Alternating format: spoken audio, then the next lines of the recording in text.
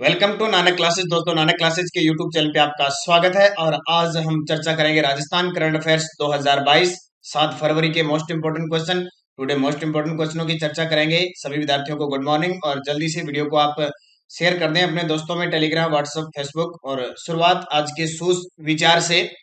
देखिए, सुविचार की आज हम शुरुआत करें और बात करें तो आज का सुविचार है, गलत औजार से आप एक स्क्रू नहीं खोल सकते। आपने देखा होगा, कभी भी आपने घर पे अपने दैनिक जीवन में ट्राई की होगी कि अगर गलत औजार का प्रयोग करें तो आप एक स्क्रू नहीं खोल सकते हैं। तो आप ये सोचिए, गलत दिशा में मेहनत करने से आप कामयाब कैसे हो सकते हैं। आपका ये दैनिक जीवन की ही बात है कि आप घर पे किसी भी प्रकार इस चीजों को प्रयोग करते हैं, नट बोल्ट वगैरह कुछ भी खोलते हैं, आपके गाड़ी वगैरह है या घर पे भी किसी भी प्रकार का, अगर आपको जैसे 5 नंबर, 10 नंबर, 20 नंबर किसी भी स्क्रू जिस प्रकार को ये खोलना है, देखिए देखिए, अगर अपने उल्टा खोलेंगे तो ये कभी नहीं खुलेगा, ये सीधा ही खुलेगा। ठीक है, तो गलत औजार से आप एक स्क्रू नहीं खोल सकते, इतना अंदाज लगाओ। कितना भी आप कुछ कर लो, नहीं खोल सकते। अगर उसके चाबी नहीं लगेगी तो वो नहीं लगेगी। तो गलत दिशा में अगर आप मेहनत कर रहे हो तो आप कामयाब कैसे हो सकते हो। गलत दिशा में मेहनत करने का मतलब आपका कोई टारगेट नहीं है, आपका कोई लक्ष्य नहीं है, आपका ये कोई लक्ष्य भी नहीं है। और दूसरी बात, आप जिस लक्ष्य की तरफ, अगर मान लो आपने लक्ष्य ले भी लिया, उसका आपको सिलेबस ही पता नहीं है।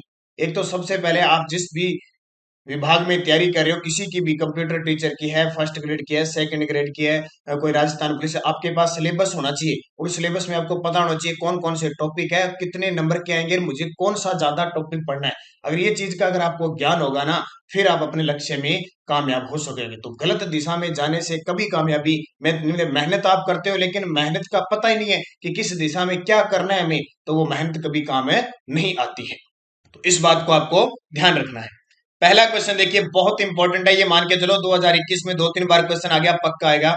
विश्व के तीसरे बड़े क्रिकेट स्टेडियम का शिलान्यास जयपुर के किस गांव में किया गया है। चर्चा में आ रहा है बार बार। कल वहां पे शिलान्यास किया गया और भूमि पूजन करके इसकी शुरुआत कर दी गई। तो विश्व के तीसरे बड़े क्रिकेट स्टेडियम का शिलान्यास जयपुर के किस गांव में किया गया। वो गांव है चोप गांव। ये चौक नहीं है, चोप गांव के अंदर किया गया। बहुत इंपॉर्टेंट चर्चा में आ गया। जयपुर का चोप गांव विश्व का तीसरा बड़ा क्रिकेट स्टेडियम का शिलान्यास हो चुका है। अब ये देखिए इसकी कहानी। जयपुर के चोप गांव में विश्व के तीसरे बड़े क्रिकेट स्टेडियम का शिलान्यास मुख्यमंत्री अशोक गहलोत, बीसीसीआई अध्यक्ष हमारे सौरव गांगुली, आरसीए अध्यक्ष, आरसीए यानी राजस्थान क्रिकेट एसोसिएशन के अध्यक्ष वैभव गहलोत, जो अशोक गहलोत के पुत्र है, बीसीसीआई कोषाध्यक्ष व सचिव अजय शाह, जो अमित शाह के पुत्र है, द्वारा वर्चुअल रूप से भूमि पूजन में भाग लिया गया और इसका शिलान्यास कर दिया गया। तो कौन सा, जयपुर के चोप गांव में। अब ये गांव बड़े इंपॉर्टेंट है, आपको सारे गांव याद रखने हैं। देखो, दादिया गांव जयपुर के अंदर है। क्यों चर्चा में है? क्योंकि राजस्थान का पहला जैविक गांव घोषित हुआ है। जैसे राजस्थान का पहला जैविक जिला डूंगरपुर है ना, उसी प्रकार जैविक गांव है।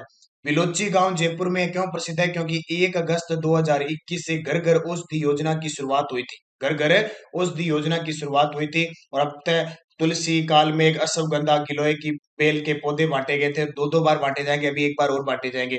और घर घर औषधि योजना की ब्रांड एम्बेसडर हमारे झुंझुनू जिले के जो संदीप चौधरी है, पेरा ज्वेलियन थ्रो, वो इसके ब्रांड एम्बेसडर है। चोप गांव मैंने आपको बता दिया। कुंडा ग्राम क्यों प्रसिद्ध है? कुंडा ग्राम जयपुर के अमेर में है। विश्व का तीसरा हाथी गांव है। विश्व का तीसरा हाथी गांव है, भारत का और राजस्थान का पहला है। तो ये गांव सारे चर्चा में रहते हैं, उनको अच्छे तरीके से याद रखना। अब देखिए, बूस्टर डोज में विश्व का सबसे बड़ा cricket stadium Narendra Modi stadium है, मोटेरा अहमदाबाद के अंदर। और दूसरा बड़ा क्रिकेट स्टेडियम है मेलबोर्न ऑस्ट्रेलिया में। देखो, ये विश्व का सबसे बड़ा क्रिकेट स्टेडियम है, इसकी दर्शक क्षमता है 1,10,000। और दूसरा बड़ा क्रिकेट स्टेडियम मेलबोर्न ऑस्ट्रेलिया के अंदर है, इसकी दर्शक क्षमता है 90,000। और तीसरा बड़ा अपने राजस्थान के चोप गांव में बन रहा है, जयपुर में निर्माणाधीन है, इसकी दर्शक क्षमता होगी 75,000। देखिए, कुल 75,000 दर्शक क्षमता होगी। 100 एकड़ में ये बन रहा है। 45,000 दर्शक वाला दर्शक क्षमता वाला पहला चरण 350 करोड़ रुपए की लागत से बनेगा और 280 करोड़ की लागत पहले फेज में आएगी। 100 करोड़ इसमें बीसीसीआई देगा। बीसीसीआई जो क्रिकेट जगत की सबसे बड़ी भारत की संस्था है। भारत की, जैसे विश्व के अंदर आईसीसी है ना, वैसे भारत के अंदर बीसीसीआई है और सबसे पूरे विश्व के अंदर सब क्रिकेट जगत की सबसे बड़ी जो सबसे अमीर संस्था है वो बीसीसीआई और इसके अध्यक्ष सौरव गांगुली है। इसकी चर्चा मैं आपको कर चुका हूं, तो ये याद रखना इंपॉर्टेंट है। और सारे विद्यार्थी वीडियो को लाइक कर देना, शेयर कर देना, अगर आप चैनल पे नए हैं तो इसको सब्सक्राइब कर लेना।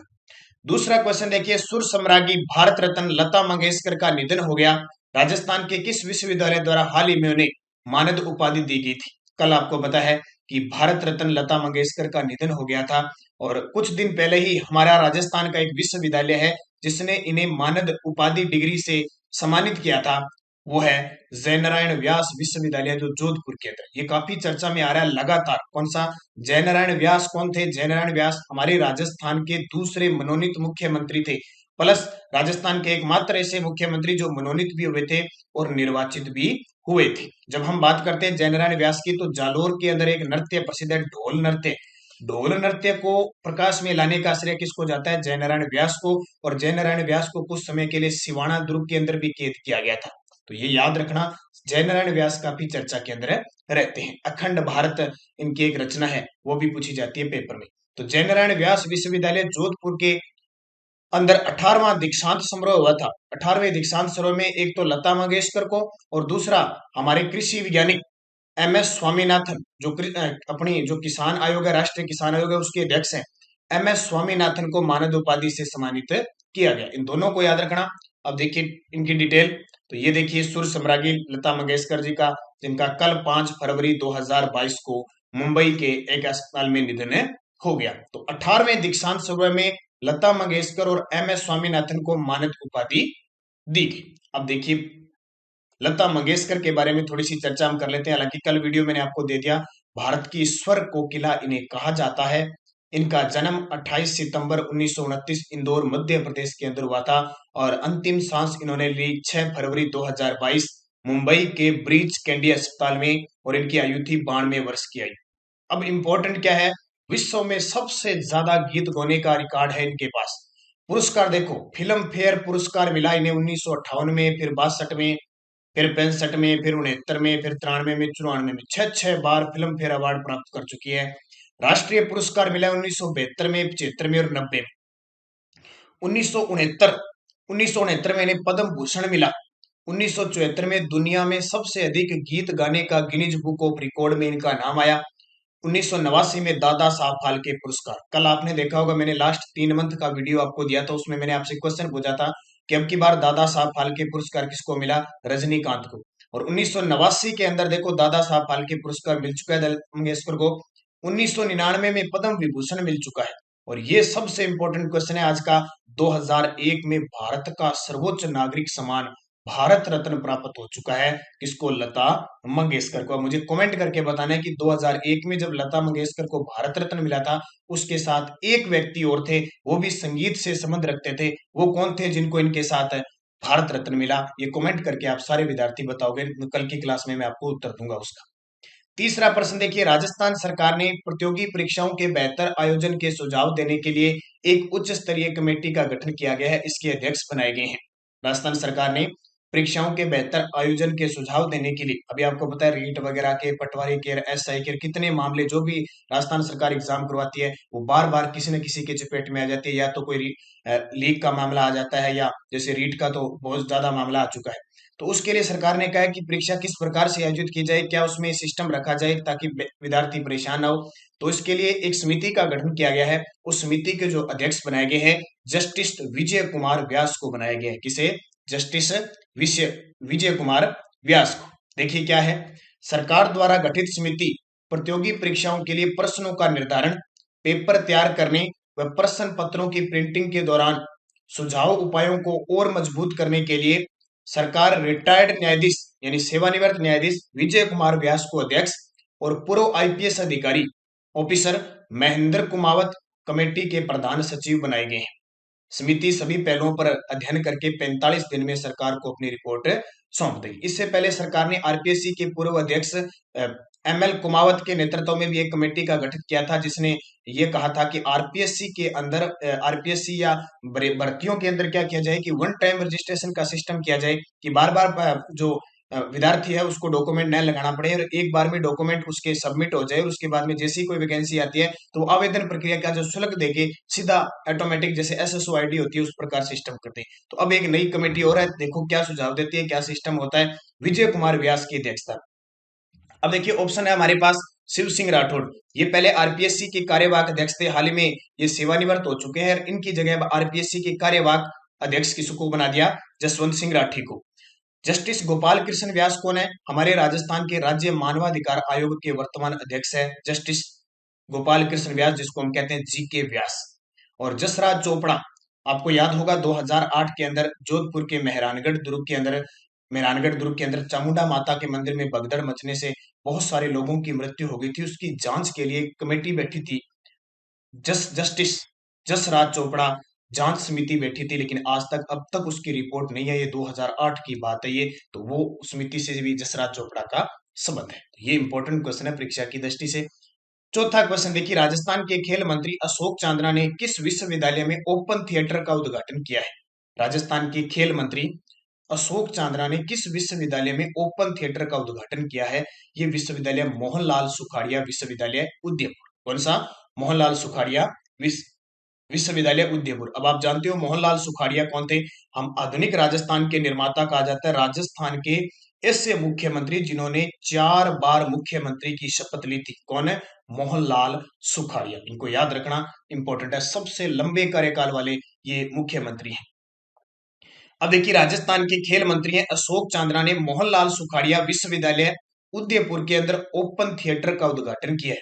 यहाँ पर विश्वविद्यालय की कला, संगीत, सांस्कृतिक विभाग के विभिन्न कार्यक्रम आयोजित किए जाएंगे। तो ये इंपॉर्टेंट है, पहली बार हमारे राजस्थान के अंदर किसी विश्वविद्यालय के अंदर इस प्रकार के ओपन थिएटर का उद्घाटन किया गया, और किसके द्वारा, खेल मंत्री अशोक चांदना के द्वारा। अब देखिए बूस्टर डोज में हम कुछ बात कर लेते हैं मोहनलाल सुखाड़िया विश्वविद्यालय की, जो भी इंपॉर्टेंट है। 26 नवंबर 2020 को राजस्थान के राज्यपाल कलराज मिश्र ने मोहनलाल सुखाड़िया विश्वविद्यालय में प्रदेश के पहले संविधान पार्क का शिलान्यास किया। अभी कुछ दिन पहले आपने देखा होगा कि हमारे जयपुर में राजभवन में भी कलराज मिश्र ने संविधान पार्क का शिलान्यास किया था, लेकिन पहली बार किसी विश्वविद्यालय के अंदर संविधान पार्क का शिलान्यास किया गया, वो किया गया था मोहनलाल सुखाड़िया विश्वविद्यालय में। देखो 26 नवंबर 2020 को इसका शिलान्यास किया गया और 26 नवंबर 2021 को संविधान दिवस पर इसका लोकार्पण भी किया था। तो ये चर्चा में है, क्वेश्चन याद रखना। प्रदेश का चौथा व किसी विश्वविद्यालय में पहला हॉकी अंतरराष्ट्रीय स्तर का ब्लू एस्ट्रोटर्फ स्टेडियम उदयपुर के मोहनलाल सुखाड़िया विश्वविद्यालय में बना। ठीक है, ये हॉकी वाला है, ध्यान रखना, हॉकी वाला। अब एस्ट्रोटर्फ स्टेडियम का मतलब क्या होता है, देखो वैसे तो स्टेडियम बनते हैं ना तो उसके अंदर प्राकृतिक घास लगाई जाती है, ठीक है, उसको तैयार किया जाता है, लेकिन एक्स्ट्रोटर्फ का मतलब कृत्रिम घास तैयार की गई है, कृत्रिम लगाया गया, इस प्रकार की खेलते वक्त उखड़े नहीं, क्योंकि घास वगैरह उखड़ जाती है, तो ये कृत्रिम तरीका अपनाया गया है। तो ये भी पहली बार ऐसा हुआ है कि किसी विश्वविद्यालय के अंदर, तो मोहनलाल सुखाड़िया विश्वविद्यालय के अंदर, और ये चौथा है। और मोहनलाल सुखाड़िया विश्वविद्यालय उदयपुर के एक छात्र थे संजीत कुमार ने दुबई में आयोजित एशियन बॉक्सिंग चैंपियनशिप में स्वर्ण पदक जीता। तो ये दोनों तीनों बातें मैंने आपको मोहनलाल सुखाड़िया के बारे में बताई। अब मोहनलाल सुखाड़िया की बात आई है तो एक बात याद रखना कि 2 अक्टूबर 1959 को हमारे राजस्थान के नागौर जिले के बगदरी गांव से पंचायती राज की शुरुआत हुई थी, और राजस्थान देश का पहला ऐसा राज्य था जहां से पंचायती राज की शुरुआत होती है। और दूसरा होता है 11 अक्टूबर 1959 को आंध्र प्रदेश। तो इसको याद रखना। उसके बाद में 73वां संविधान संशोधन 1992 और 74वां संविधान संशोधन 1992। अगला देखिए, एनसीसी राजस्थान को फ्लैग एरिया प्रतियोगिता में कौन सा स्थान मिला है। हाल ही में एनसीसी पर्यटन विभाग के द्वारा एक ये आयोजन किया गया। एनसीसी राजस्थान को फ्लैग फ्लैग झंडा होता है, फ्लैग एरिया प्रतियोगिता में कौन सा स्थान मिला है, तो तीसरा स्थान मिला है। देखिए क्या चीज है ये फ्लैग एरिया, क्या प्रतियोगिता हुई थी। राजस्थान एनसीसी निदेशालय के 57 एनसीसी कैडेट्स ने दिल्ली में गणतंत्र दिवस परेड शिविर में 17 दिसंबर 2021 से 29 जनवरी 2022 तक भाग लिया था। आरडीसी कैंप में कैडेट्स ने बेहतरीन प्रदर्शन करते हुए कैंप में तीसरा स्थान हासिल किया। कैंप में लाइन एरिया प्रतियोगिता, फ्लैग एरिया प्रतियोगिता और ड्रिल प्रतियोगिता और सांस्कृतिक प्रतियोगिताएं आयोजित की। बस थोड़ा सा याद रखना, इतना इंपॉर्टेंट है नहीं। राजस्थान एनसीसी निदेशालय के 57 एनसीसी कैडेट्स ने भाग लिया था और तीसरा स्थान हासिल किया था। बस इतनी बातें आपको याद रखनी। अगला देखिए, राजस्थान मुख्यमंत्री किसान मित्र ऊर्जा योजना 2021 के बारे में सही कथन बताइए। देखो ये क्वेश्चन थोड़ा सा ओल्ड जरूर है, लेकिन परीक्षा की दृष्टि से इंपॉर्टेंट, क्योंकि भी राजस्थान पुलिस का पेपर होगा, वीडियो मेंस का एग्जाम होगा, एलडीसी का एग्जाम होगा, तो उन सब में ये क्वेश्चन इंपॉर्टेंट है। तो जो विद्यार्थी कंटिन्यू जुड़े हुए हैं उनको कुछ ऐसी चीजें भी मैं दे रहा हूँ जो आपके लिए पिछले साल का भी इंपॉर्टेंट है। हालांकि 6 मंथ, लास्ट 6 मंथ बहुत सारे वीडियो दे रहा हूँ, फिर भी आपको इस प्रकार के क्वेश्चन याद रखने जो क्रीम से क्रीम है, वो कहते हैं ना एकदम क्रीम। राजस्थान मुख्यमंत्री किसान मित्र ऊर्जा योजना के बारे में सही कथन बताइए। और कथन ऐसे ही आते हैं पेपर में, जैसे मैंने हूबहू यहां लिख दिया आपके सामने। मीटर्ड कृषि उपभोक्ताओं को राज्य सरकार बिजली के बिल पर अधिकतम 12,000 रुपए प्रति वर्ष अनुदान प्रदान करेगी। बिल्कुल सही है, यानी प्रति महीने 1,000 रुपए या 60% अनुदान, ये तो सही है। इस योजना पर सालाना 600 करोड़ रुपए खर्च किए जाएंगे, ये गलत है। 600 करोड़ नहीं, लगभग 1450 करोड़ रुपए इस पे खर्च किए जाए। इस योजना का लाभ मई 2021 से प्रारंभ हो गया, बिल्कुल ये सही है। केंद्र या राज्य सरकार के कर्मचारी व आयकर देने वाले इस योजना के तहत कृषि उपभोक्ता अनुदान के लिए पात्र नहीं होंगे, बिल्कुल सही है। बहुत बड़ा काम किया है कि राज्य सरकार के और केंद्र सरकार के जो कर्मचारी है और टैक्स देने वाले हैं वो इस योजना के अंतर्गत नहीं आएंगे। तो देखो पहला ही सही है, तीसरा ही सही है और चौथा ही सही है। तो देखो ए बी तो हो ही नहीं सकता, बी वाली तो कहानी खत्म हो गई। ए सी डी, ये क्वेश्चन क्यों दिया है? ताकि इस तरह का अभ्यास हो जाए, आपको पता लगे कि इस प्रकार के क्वेश्चन जो पेपर में आते हैं वो आपके लिए सही हो सके। इसलिए मैंने स्पेशल इस प्रकार के क्वेश्चन को एक आधा डालने की मैं पूरी कोशिश करूंगा, क्योंकि एक राज्य विशेष से ज्यादा कोई क्वेश्चन नहीं बनते। रोज अपने कहते 10% बनते हैं, तो रोज के करंट नहीं बन सकते। पूरे इंडिया लेवल से भी 10% अच्छे नहीं बनते। और प्रश्न तो बन जाते हैं, लेकिन प्रश्न बनने का मतलब नहीं होता है, प्रश्न आने का मतलब होता है कि पेपर में कौन सा प्रश्न आएगा। ऐसे अपने कचरा मचरा पढ़ते रहे, आज वो हो गया, आज वो हो गया, ऐसे नहीं पढ़ेंगे। ठीक है, मुख्य चीजें हैं वही फोकस करेंगे, क्योंकि हमें और भी बहुत कुछ पढ़ना है। Current, history, geography, political, computer, गणित, कोई किसी का, कोई किसी का, किसी को साइको पढ़नी है, कुछ भी पढ़नी है, हर एक चीज पढ़नी है। इसलिए वही पढ़ो जो काम की चीज है। ऐसे तो मैं यहाँ 10% दे दूंगा, मुझे कोई दिक्कत नहीं, लेकिन 10 में से वो 4 ही काम के होते, 6 काम के नहीं होते हैं। कभी उल्टे सीधे मैंने ऐसे बना के दे दिए, वहां से हो गया, वहां से हो गया, वो प्रश्न नहीं होते। कभी प्रश्न जो परीक्षा की दृष्टि से प्रश्न से 4 ही हो, लेकिन प्रश्न इंपॉर्टेंट होना चाहिए और उसमें कुछ दम होना चाहिए। पीडीएफ हमारी टेलीग्राम पे आपको मिल रही है, रोज शाम को 8 बजे के बाद आपको मिलती है। राजस्थान, इस चैनल को आप सब टेलीग्राम ज्वाइन कर लीजिए, Nanak classes Rajasthan current affairs, video के डिस्क्रिप्शन में भी लिंक है, वहां से और क्विज वगैरह सब प्राप्त हो जाती है। अब पिछले वीडियो का क्वेश्चन देखिए क्या था। विजय वर्मा डॉक्टर प्रकाश खांडगे को कोमल कोठारी पुरस्कार किस संस्था द्वारा दिया गया? तो सभी विद्यार्थियों का सही जवाब था पश्चिमी सांस्कृतिक कला केंद्र उदयपुर के द्वारा। इसकी स्थापना 1986 में हुई थी। बागोर की हवेली में इसका मुख्यालय है और इसके वर्तमान महानिदेशक किरण सोनी गुप्ता। इसका हमेशा जो अध्यक्ष होता है वो राज्यपाल होता है। भारतीय लोक कला मंडल 1952 में देवीलाल सांबर के द्वारा इसकी स्थापना की थी। कृषि अनुसंधान केंद्र दुर्गापुर जयपुर केंद्र है और ज्वार कला केंद्र जयपुर में 1993 में स्थापना हुई थी। अब क्वेश्चन फॉर यू, जिसका जवाब आपको कमेंट बॉक्स में देना है। केंद्रीय बजट 2023 में मोटा अनाज 22-23 है, ठीक है, वैसे 23 के लिए 23 में मोटा अनाज वर्ष घोषित किया गया है। यह सर्वाधिक किस राज्य में होता है? महाराष्ट्र, कर्नाटक, राजस्थान, गुजरात। पूरी डिटेल में आपको बता चुका हूं, आपको सिर्फ जवाब देना है। यस्टरडे डोज क्या थी? पद्मावत ग्रंथ के लेखक कौन है? तो मलिक मोहम्मद जायसी, जिसमें रावल रतन सिंह और पद्मनी के बारे में वर्णन है। और 1303 में जो अलाउद्दीन खिलजी ने आक्रमण किया था पद्मनी को प्राप्त करने के लिए, उसका विवरण है इसमें। चेतावनी राज चुंगटिया के लेखक केसरी सिंह बारट, इन्होंने 13 सोठे महाराणा फतेह सिंह, मेवाड़ के महाराणा फतेह सिंह को जब जो दिल्ली जा रहे थे उनके स्वाभिमान को जगाने के लिए लिखे थे। राजवल्लभ ग्रंथ के लेखक कौन है? मंडन, ये मंडन कुंभा का दरबारी कवि था। सूर्य प्रकाश ग्रंथ के लेखक कौन है? कर्णिदान। और जगत विलास ग्रंथ के लेखक है नेत्राम, जो जगत सिंह के काल में थे, कर्णिदान अभ्यस के काल में थे। पांचों ग्रंथ पेपर में अक्सर पूछे जाते हैं, तो अच्छे तरीके से नहीं पढ़ लेना। अब आपके लिए क्वेश्चन जिनके जवाब आपको कमेंट बॉक्स में देने हैं। जयपुर के हवा महल का निर्माण किसने करवाया? राव जोधा ने जोधपुर शहर कब बसाया? रागड़ी और निमाड़ी किसकी उपबोलियां हैं? रागड़ी और निमाड़ी किसकी उपबोलियां हैं? रोट्टू संरक्षित क्षेत्र किस जिले में है?